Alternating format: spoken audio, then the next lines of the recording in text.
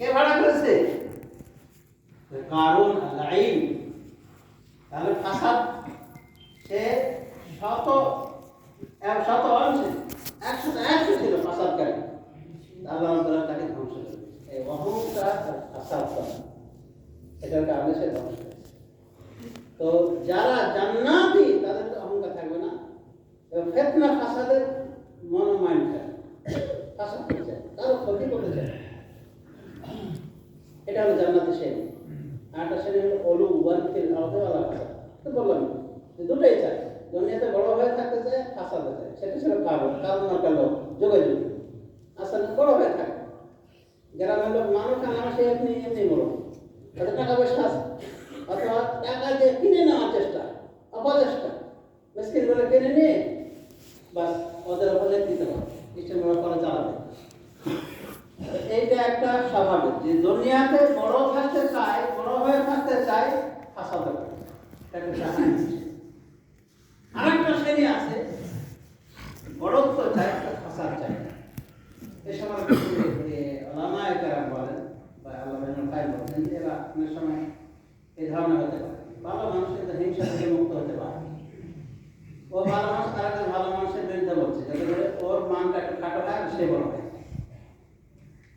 মানে ওর সম্মানটা যদি বেশি বাড়ে, আর ওর সাথে যারা আছে যারা ওর সম্মানে যারা আছে ওই মানে ওদের যারা একটু সম্মান করবে, মানে বড় তো চেয়েছে, কিন্তু ওই জমিনের ভাবে ফাসাদ চাই। এটা নোংরা মানুষের। এই জন্য একটা নিরপরাধ ব্যক্তি, ইনোসেন্ট ব্যক্তিকে মানে এমনি হৃদয় একটা অপরাধ দিয়ে দেওয়া, মিডিয়াতে উল্টা পাল্টা কথা বলা, তাকে ছোট করা, এটা কি বড়ত্ব স্বাভাবিক। বেশিরভাগ বড়ত্ব দেখবেন যে ফাসাদ থেকে। তো যা হোক, এক শ্রেণী আছে বড়ত্ব চাই, ফাসাদ চাই, ফাসাদ নাও চাইতে পারে। যেমন এরকম ব্যক্তি ওকে হাইলাইট করা যায় না, আরেকজনকে ডাউন করা, এরকম হতে পারে। এও কিন্তু ভালো মানুষের ভিতরে পড়ে না। আরেকটা হলো ফাসাদ চাই, ওর বড়ত্ব চাই, ফাসাদ। এগুলো হলো ডাকাত, ছিনতাইকারী, চাঁদাবাজ, নেতাকাটা বাইরে। এরা তো সাধারণত এগুলো করে মানে বড় লোক বেশি মানে নামি দামি হয়ে থাকছে না, মানুষের নামি দামি বলতে মাঠপার, নামি দামি মাঠপার বলে। এদের উদ্দেশ্য সাধারণত মাল কামা। এদের উদ্দেশ্য সাধারণত হলো কি মাল কামা। তার মানে এরা বড়ত্ব চায় না, সেরকম বড় বড় নেতা হয়ে থাকাও চায় না, আর কিন্তু ফাসাদ কাটা। ফাসাদ হলো মানুষের মনসম্পদ নষ্ট করা। তো যার মোটামুটি তিনটে শ্রেণী বলা হয়েছে। আমাদের কোন শ্রেণী থাকতে হবে?